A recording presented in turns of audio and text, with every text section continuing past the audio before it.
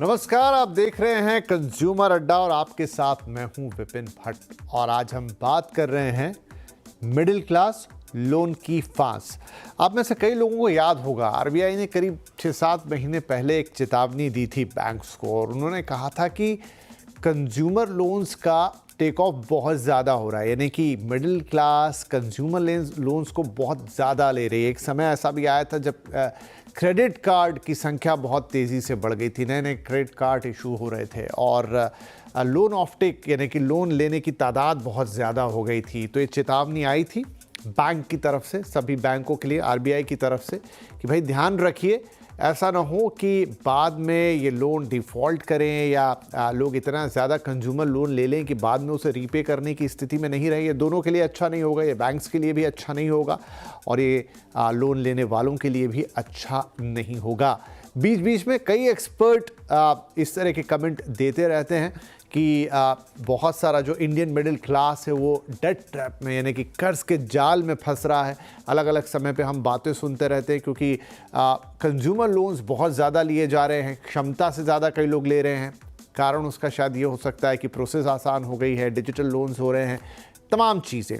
और अब लेटेस्ट में आरबीआई का या बैंकिंग का एक डेटा भी सामने आया है जिसमें ये पता लगा कि जो आरबीआई के निर्देश थे, गाइडलाइंस थे या चेतावनी थी, उसके बाद जो बैंक्स हैं उन्होंने थोड़ा सा इस मामले में अपने नॉर्म्स को टाइट किया, थोड़ा सा कसा अपने पूरे प्रोसेस को, और उसके बाद से जो लोन लेने वालों की संख्या है उसमें कमी आई। जेनजी के लिए अलग आंकड़ा है, मिडिल क्लास के लिए अलग आंकड़ा है, जिनकी कोई क्रेडिट हिस्ट्री नहीं है उनमें काफ़ी ज़्यादा, यानी जो फर्स्ट टाइम बोरोइंग के मार्केट में उतरे हैं, जहां लोन लेना है या क्रेडिट लेना है उसके मार्केट में आए हैं, उनमें तो काफ़ी गिरावट आई है। इनफैक्ट जिन लोगों ने लगातार पहले लोन्स का इस्तेमाल किया है, जिनके बड़े क्रेडिट हिस्ट्री हैं, क्रेडिट रिकॉर्ड्स भी अच्छे हैं, उसमें भी कमी आई है।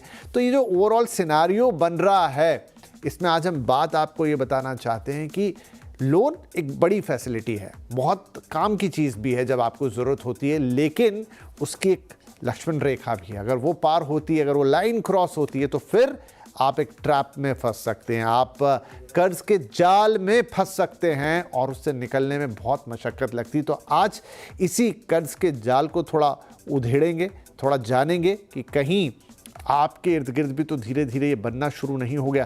थोड़े कुछ हाइलाइटर्स है वो मैं आपको बता देता हूँ, फिर चर्चा की शुरुआत करते हैं। और ये सब देखिए आरबीआई की रिपोर्ट से ही आते हैं। 10 साल में क्रेडिट कार्ड, रिटेल लोन काफ़ी ज़्यादा बढ़े हैं, ये आरबीआई रिपोर्ट से बात सामने आ रही है। इसमें और भी चीज़ें हैं, जैसे कुल लोन में हिस्सा 4% से बढ़कर अब 11% हो गया है। बैंकों के पॉइंट ऑफ व्यू से कि जो टोटल आपने कर्ज बांटा है, पहले 4% होता था रिटेल लोन, अब वो 11% पर पहुंच गया है। 67% मिडिल क्लास ने पर्सनल लोन्स लिए हैं। पर्सनल लोन सबसे महंगा लोन भी होता है और सबसे ज़्यादा ट्रिकी लोन भी होता है। 67% लोन जो मिडिल क्लास से आ रहे हैं पर्सनल लोन्स हैं। 25% ने क्रेडिट कार्ड और लोन दोनों ले रखे हैं। अभी जो क्रेडिट कार्ड है ये भी एक तरीके का लोन ही है, आपको एक फ़ायदा देता है एक छोटे क्रेडिट को रिवॉल्व करने में, लेकिन है तो एक तरीके का लोन ही। उस पर कई लोग ईएमआईज़ भी लेते हैं, बहुत कुछ करते हैं, तो फिर वो लोन ही हो गया। भारत के 45% लोन लेने वाले सब प्राइम, अब जो सब प्राइम हैं इसका मतलब अगली स्लाइड में आपको समझाते हैं। 45% लोग हैं जो सब प्राइम्स, कम क्रेडिट क्षमता वालों को लोन जो होता है वो सब प्राइम कहलाता है। मतलब आपने लोन तो ले लिया लेकिन उसे रीपे करने की क्षमता आपकी जो है ना उतनी ज़्यादा अच्छी नहीं है, उतना स्ट्रॉन्ग नहीं है। मतलब थोड़ा भी अगर हलचल हो गया आपके जीवन में तो फिर हो सकता है कि आप वो लोन को रीप्ले ना कर पाएँ। 45% बड़ा आंकड़ा है अगर ऐसे लोग हैं तो। 48% सब प्राइम लोन कंजम्पशन के लिए। अब उसके अंदर का एक और आंकड़ा कि सब प्राइम तो 45% हो गए, लेकिन जो टोटल लोन है सब प्राइम के 48% लोग वो कंजम्पशन के लिए आ रहे हैं। मतलब आप रोज़मर्रा की जो चीज़ें आपकी हैं, ज़रूरत की चीज़ें, उसके लिए 48% सब प्राइम लोन हो रहे हैं, जहां गारंटी नहीं है कि ये फुलफिल होंगे, ये चुका भी पाएंगे। 48% एक बड़ा नंबर है। तो ये कुछ अहम बिंदु हैं जिससे आपको ये समझ में आएगा कि लोन का जाल किस तरीके से बनता है और उसका जो टेक्निकल एस्पेक्ट है वो उन आंकड़ों में दिखाई दे रहा था। तो कुल मिला के चर्चा आज हमारी ये होगी या उसका केंद्र ये होगा कि हम आपको इस मकड़ जाल को समझाएं, आप समझ पाएं इसको कि भाई ये हो क्या रहा है और कहीं मैं तो इसमें फंसने नहीं जा रहा हूँ, और अगर मान लीजिए किसी हद तक फंसा हूँ तो फिर निकलने का रास्ता क्या है। चलिए बातचीत की शुरुआत करते हैं। हमारे साथ हैं केसीसी ग्रुप के फाउंडर शरद कोहली और ऑप्टिमा मनी मैनेजर्स के एमडी पंकज मटपाल। आप दोनों का ही बहुत बहुत स्वागत है। कोहली साहब, अक्सर हम बात करते हैं लोन्स की या बजट के समय बहुत सारी बातें कि लोगों को ये राहत मिली, वो राहत मिली, इस तरह की बात। इस बार तो बड़ी राहत भी आई, अब तो एक्स्ट्रा मनी आएगा जो लोग नए इनकम टैक्स वाले रिजीम को लेंगे। लेकिन दूसरी तरफ ये भी पिक्चर है, और वो हमने उस समय बजट के समय बात भी की थी कि जो खासतौर पे यंगस्टर्स हैं, जेनजी हैं, जो कमा रहे हैं, उनको ज़्यादा फ़ायदा होने वाला है। तो देखिए, आपके हाथ में एक तरफ से ऐसा पैसा तो बढ़ रहा है, लेकिन दूसरी तरफ खर्चे भी बहुत सारे हैं, और जब इनकम और खर्चे मीट नहीं होते हैं तो बात लोन पर चली जाती है। आरबीआई ने वक्त वक्त पर चेताया है, बहुत सारे एक्सपर्ट बात करते रहे, ये ताज़ा रिपोर्ट भी हमने आपको बताई। कहाँ वो लाइन होती है जो ब्रीच हो जाती है, और उसके बाद जो एक अच्छी व्यवस्था है, जो आपके काम की व्यवस्था है, वो आपके लिए एक तरह का बोझ बन जाती है, यानी लोन्स। नमस्कार विपिन और सीएनबीसी आवाज के सभी दर्शकों को मेरा अभिनंदन। बिल्कुल आपने कहा, वो लक्ष्मण रेखा बिल्कुल जैसे पार हो जाती है, मालूम नहीं पड़ता है, और फाइनली पता लगता है लोन के जाल में फंस चुके हैं, डेट ट्रैप जिसको हम बोलते हैं, ईएमआईज दे नहीं पा रहे हैं। और आजकल तो ये जो लोन देने वाली एजेंसीज हैं, इनके यहाँ से फोन आने शुरू हो जाते हैं। कुछ फोन आने का तरीका तो बहुत बहुत नास्टी भी होता है। कुछ लोग गाड़ी का नहीं दिया आपने तो चाबी उठा के ले जाएंगे। कुछ ने ऐसा भी सुनने में आता है, भाई गुंडागर्दी सुनने को मिल रही है लोन पे। तो बहुत एक मेंटल प्रेशर मिडिल क्लास के ऊपर खासकर मैं मानता हूं बन जाता है। और एक बहुत बड़ा कारण विपिन मैं मानता हूं, हालांकि कारण की हम लिस्ट देखें, पहले बेस पे जाएं कि इसका रीजन क्या है, क्यों इतने लोन। हालांकि पिछले 3 महीने में मुझे 3 से 4% का गिरावट इसमें दिखाई दी। आरबीआई ने जो नियमों में सख्ती करी जिसका आप जिक्र कर रहे थे, तो करीब बहुत ज्यादा नहीं, 3 से 4% की गिरावट इसमें दिखाई दी है। जो लोन इनटेक है उसमें थोड़ा सा फर्क पड़ा है, पर अभी भी वो बहुत बड़ा नंबर है जो कि ले रहे हैं। और मुझे लगता है सबसे पहले अगर हम रीजन देखें तो इजी एक्सेसिबिलिटी ऑफ क्रेडिट जिसको हम कहते हैं, कि बहुत आसानी से आपको मिल जाता है। कुछ तो एप्स हैं ऐसी, आप कुछ नहीं, फोन पे आपने ऐप खोला, आपने बेसिक अपनी डिटेल्स डाली, कुछ डॉक्यूमेंट्स आपने अपलोड किए, और पैसा आपके अकाउंट में क्रेडिट हो गया। ऐसा पहले नहीं हुआ करता था, पहले आपको बहुत चक्कर काटने पड़ते थे बैंकों के इसके। अब ये इजी एक्सेसिबिलिटी बहुत बड़ा रीजन बन गया है। और मैं समझता हूँ विपिन के फाइनेंशियल लिटरेसी की कमी हमारे देश में है। क्योंकि अगर हमें ये पता लग जाए कि इस लोन को हम सर्विस कर पाएंगे कि नहीं कर पाएंगे, दूसरे को कर पाएंगे कि नहीं कर पाएंगे, फिर हम तीसरा ले लेते हैं, फिर हम चौथा ले लेते हैं, तो क्या हमारी रीपेमेंट कैपेसिटी है, ये लोन हमको कितने साल के लिए मुसीबत में खड़ा कर देगा। और उसका हम इसको बोलते हैं कॉस्ट बेनिफिट एनालिसिस, कि हम उसकी लोन की जो कॉस्ट है और उससे जो आने वाला लाभ है, उसमें हम एनालिसिस नहीं कर पाते। फाइनेंशियल लिटरेसी की कमी। और मैंने एक आंकड़ा पीछे मैंने देखा और निकाला इसको खंगाल के, तो भारत में केवल 25% लोग फाइनेंशियली लिटरेट हैं। फाइनेंशियल लिटरेसी से मतलब होता है आपको बेसिक्स ऑफ फाइनेंस पता होना चाहिए। बैंकों का ऑपरेशन क्या है, ब्याज दर क्या होती हैं, कंपाउंड इंटरेस्ट किसको कहते हैं, सिंपल इंटरेस्ट किसको कहते हैं।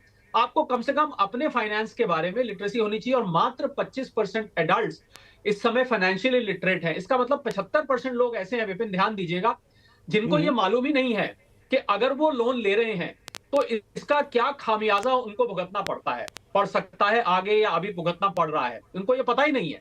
तो ये एक बहुत बड़ा रीजन है। इजी एक्सेसिबिलिटी ऑफ क्रेडिट आपको बताया। और पीछे जो महंगाई रही देश में, अब तो खैर कंट्रोल में आ गई है, पर हम पिछले कुछ साल में जाएं तो महंगाई की वजह से लोगों की जो इनकम और एक्सपेंडिचर के बीच में जो गैप था, वो गैप बढ़ गया। लोगों ने अपना लाइफस्टाइल वही रखा और खर्चे इनकम के हिसाब से कम नहीं किए, या मैं उसको दूसरी तरीके से बोलूं तो उनकी कॉस्ट ऑफ लिविंग बढ़ गई और इनकम उतनी बनी रही। तो उस गैप को उन्होंने लोन के जरिए फिलअप करने की कोशिश करी। आप पिछले 3 साल का अगर ट्रेंड देखेंगे विपिन, तो आपको ये साफ साफ दिखाई देगा कि लोगों ने उसको ये नहीं सोचा कि, एक कहावत होती है पुरानी, के उतने पैर पसारिए जितनी लंबी ठोर गांव में बोली जाती है, कि आप उतनी टांग पसारिए जितनी लंबी आपकी चादर है। अब लोगों ने चादर से बाहर जब पैर पसारे, तो वो जो एक्स्ट्रा पैर का हिस्सा था उसको उन्होंने लोन से पूरा करने की कोशिश करी। और इनकम आ नहीं रही थी, बल्कि कुछ लोगों की तो नौकरी भी चली जाती है, ऐसे में वो तो और बड़े डेट ट्रैप में फंस जाते हैं। ईएमआई में डिफॉल्ट हो जाता है, उसको देने के लिए वो एक और लोन उठा लेते हैं। तो इसको हम डेट ट्रैप कहते हैं, कि आप लोन रिपेमेंट के लिए एक और लोन लेते हैं। मैं इसका उदाहरण, आजकल सबसे बड़ा इसका अच्छा उदाहरण है पाकिस्तान। पाकिस्तान यही करता है, इसकी टोपी उसके सिर, उसकी टोपी उसके सिर, एक लोन लेने के लिए दूसरा लोन, दूसरा लोन लेने के लिए तीसरा लोन। तो इसको हम डेट ट्रैप बोलते हैं। तो लोग डेट ट्रैप में फंस जाते हैं।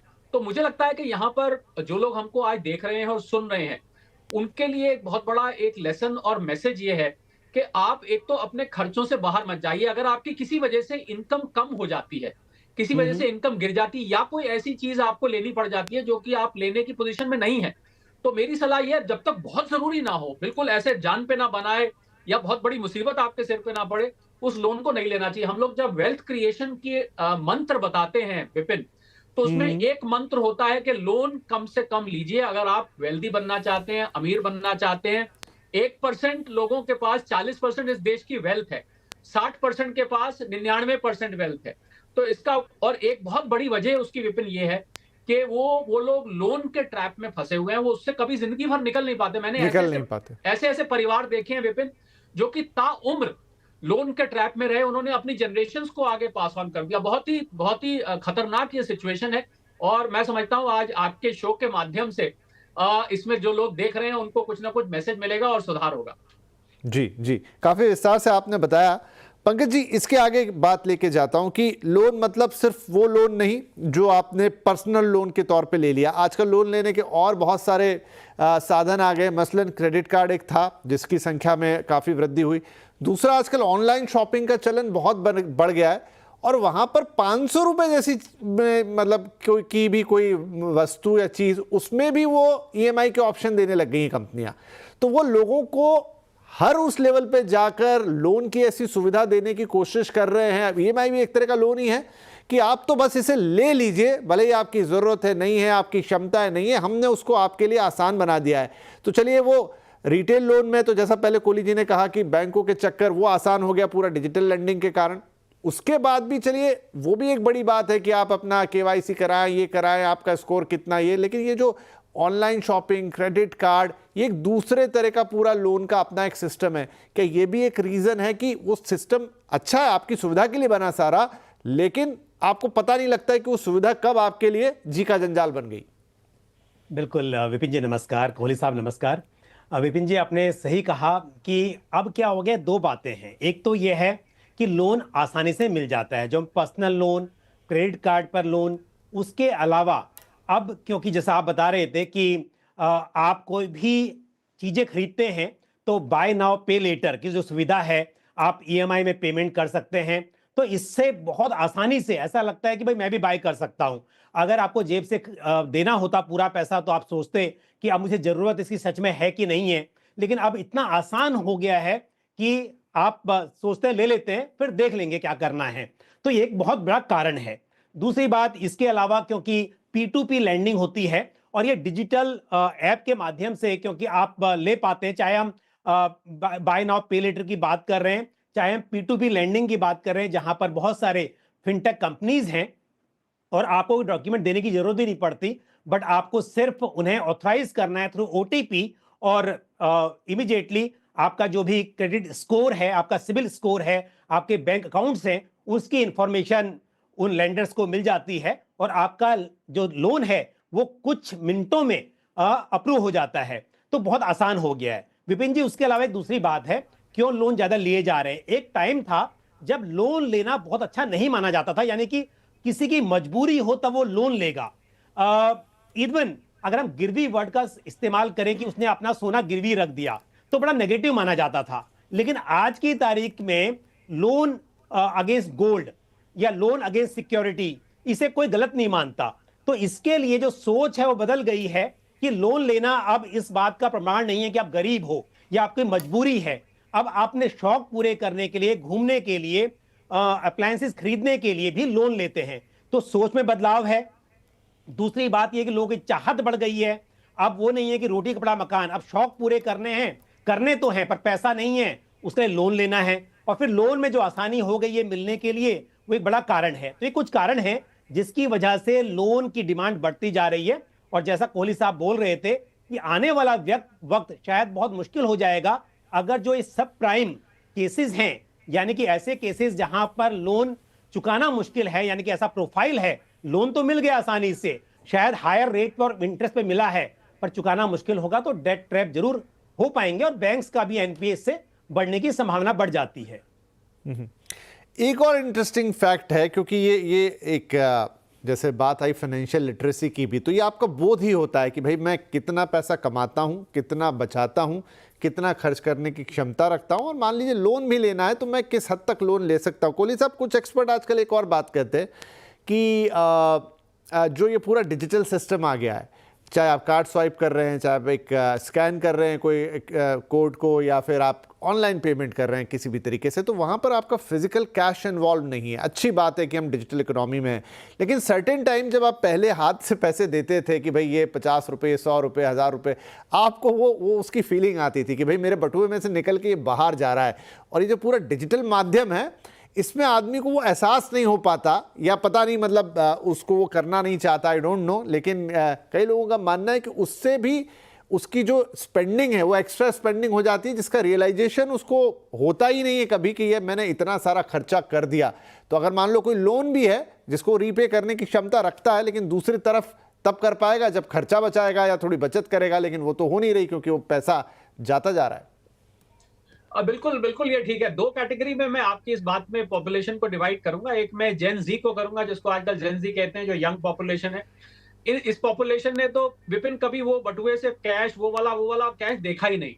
जो पुरानी पॉपुलेशन है, जो उसके अलावा कैटेगरी है, उनके साथ ये चीज जरूर है जो आप कह रहे हैं कि उन्होंने जब पैसे जेब से निकलते थे तो दर्द होता था, पेन होता था कि हाय पैसे मेरी जेब से जा रहे हैं, तो वो सोचते थे खर्च करते टाइम। ये ठीक है कि जेनजी ने तो पैसा वो वाला ना आते देखा ना जाते देखा, तो उनके लिए तो एक ही बात है, उनको सिर्फ बैलेंस देखते हैं। इतना मेरा अब 25,000 दिखा रहा है, अब मेरे 23,000 रह गए, अब मेरे 22,000 रह गए। तो आप जो बात कह रहे हैं वो मुझे लगता है ओल्ड स्कूल के लिए बिल्कुल ठीक बैठती है। सोशली पंकज ने बहुत अच्छी बात करी कि सोशली स्ट्रक्चर चेंज हो गया। पहले लोन लेने को एक सोशल टैबू माना जाता था कि उधार लेते हैं मतलब आप बहुत अच्छा काम नहीं कर रहे हैं, पर अब लोन लेना एक टैबू नहीं है। दूसरा, एक और विपिन इसमें बड़ी इंटरेस्टिंग बात निकल के आई, खासकर जो बड़े लोन है, बड़े लोन पर्सनल लोन में आते हैं रियल एस्टेट सेक्टर में। और मैंने बहुत सारे मुझे ऐसे लोग मिले जिन्होंने ये बोली ये बात कि हमने ये गलती करी लेके। और मैंने कहा भाई गलती आपने क्या करी? उनका कहना था कि गलती करी, हमको यहाँ ये मकान नहीं लेना चाहिए था, हमने लोकेशन गलत ले ली, हमने साइज गलत ले लिया, हमने प्राइस गलत ले ली, वगैरह वगैरह इस टाइप की गलतियां। और लोन ले लिया। अब नॉर्मली जो रियल एस्टेट का लोन होता है वो आपको 10, 15, 20 साल तक जाता है। उनको लगता है 15-20 साल के लिए हम इसमें फंस गए। अगर आप उसको अर्ली रीपे करते हैं तो आपको भारी नुकसान सहना पड़ता है। तो हम सब जानते ही हैं कि आपको जो है शुरू में सारा का सारा ब्याज लिया जाता है, आपकी जो ईएमआई में प्रिंसिपल कंपोनेंट बहुत कम होता है, तो आपका नुकसान होता है। तो वो इसमें फंस जाते हैं। अब मुझे एक और मैं उदाहरण देता हूँ। मुझे एक महिला मिली जो कि सिंगल मदर है, वो कहीं काम करती हैं। उनको गाड़ी लेनी थी। उनको थोड़ा, कुछ लोगों को पीयर प्रेशर होता है कि गाड़ी हमने बढ़िया लेनी है, थोड़ी सी गाड़ी ऐसी होनी चाहिए तो देखने में हमारे लगे, हमारे लाइफस्टाइल से मैच करे। उन्होंने वो गाड़ी ईएमआई पे ले ली। बाद में उनको एहसास हुआ ये तो गाड़ी मेरी 40% मेरी सैलरी का हिस्सा ले जाती है। अब आज 3 साल बाद जब वो मुझे मिली तो 3 साल बीत चुके, तो उन्होंने कहा मैंने गलती करी है गाड़ी लेके, और मैं ईएमआई दे रही हूँ, और मुझे लग रहा है कि मुझे उस टाइम एक सेकंड हैंड गाड़ी ले लेनी चाहिए थी जो कि इससे आधी से भी कम प्राइस पे आ जाती और मुझे ईएमआई भी नहीं देनी पड़ती। तो ये जो मिस्टेक्स होती हैं, मैंने बहुत सारे केसेस में विपिन देखा कि लोन मिस्टेक के कारण हो जाता है और उसमें वो लोग फंस जाते हैं। वो उसको वापस नहीं कर पाने की क्षमता उनमें कम दिखाई देती है, और उनको लगता है कि अब तो हम बुरी तरह से इसमें फंस चुके हैं। तो मुझे लगता है कि फाइनेंशियल लिटरेसी पे मैं जोर देना चाहूंगा विपिन। अगर फाइनेंशियल लिटरेसी किसी तरह लोगों में, ये जो परसेंटेज मैंने आपको बताई 25-27% लोग फाइनेंशियली लिटरेट, अगर ये किसी तरह बढ़ जाए तो बहुत कोई रॉकेट साइंस नहीं है इसको समझना। हम लोग वेल्थ क्रिएशन में एक मनी मैनेजमेंट भी बात करते हैं फाइनेंशियल लिटरेसी से, आपको अपना पैसा संभालना आना चाहिए। ऐसा कहा जाता है पैसा कमाना आसान है पर उसको संभालना मुश्किल है। तो मनी मैनेजमेंट भी साथ में आ जाए तो मुझे लगता है वो भी बहुत हद तक मदद करेगी। ठीक है, तो एक छोटा ब्रेक ले लेते हैं, और मनी मैनेजमेंट मतलब थोड़ा डिटेल में बात करने का टॉपिक रहेगा, लेकिन फिर भी एक शुरुआत उसकी कर देते हैं ब्रेक के बाद कि क्या वो छोटी बहुत चीज़ें हो सकती है जिनको आप अगर अभी से मद्देनजर रखना शुरू करें तो आपके साथ ये घटना नहीं घटेगी और कहीं